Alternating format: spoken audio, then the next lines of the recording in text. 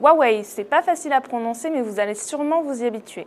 Huawei, c'est le fabricant chinois qui monte, et avec le P9, il poursuit sa conquête des marchés haut de gamme. À cette occasion, il s'associe avec Leica. Leur objectif, réinventer la photographie sur mobile. Alors le P9 est-il à la hauteur de ses ambitions? C'est le test tech de cette semaine. Esthétiquement, c'est un très beau téléphone. Il s'inscrit dans la lignée de la gamme P de Huawei avec un design très soigné. Il va jusqu'à rappeler l'iPhone 6S en un peu plus arrondi et quelques détails qui lui sont propres. Son écran fait 5,2 pouces, c'est grand mais sans être trop, d'autant que la prise en main est facile et l'appareil est léger et fin.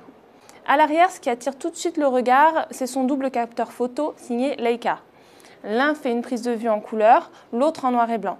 Et à chaque fois, l'appareil va mixer les deux pour obtenir une seule image, mais avec plus de lumière, plus de contraste et donc plus de détails. Et en pratique, le résultat est vraiment satisfaisant. Et en plus de ça, Huawei a ajouté plusieurs fonctionnalités intéressantes. On peut par exemple jouer sur l'ouverture du diaphragme et la profondeur de champ pour avoir un flou artistique.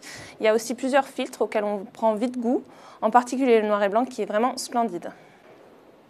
Un mot pour finir sur un autre détail que vous aurez aperçu à l'arrière, c'est le lecteur d'empreintes. Un placement plutôt judicieux puisqu'il permet de déverrouiller son téléphone en le prenant simplement en main. Et d'ailleurs, le système est très rapide, donc c'est un vrai bon point. Vous l'aurez compris, à la rédaction des Échos, on a vraiment apprécié ce téléphone, sûrement parce que la photographie devient l'un des principaux usages sur smartphone aujourd'hui. Alors à 549 €, il ne faut pas non plus s'attendre à avoir un Leica dans sa poche, mais c'est un prix qui reste inférieur à celui de ses concurrents, l'iPhone 6S et le Galaxy S7, pour un téléphone tout aussi bon.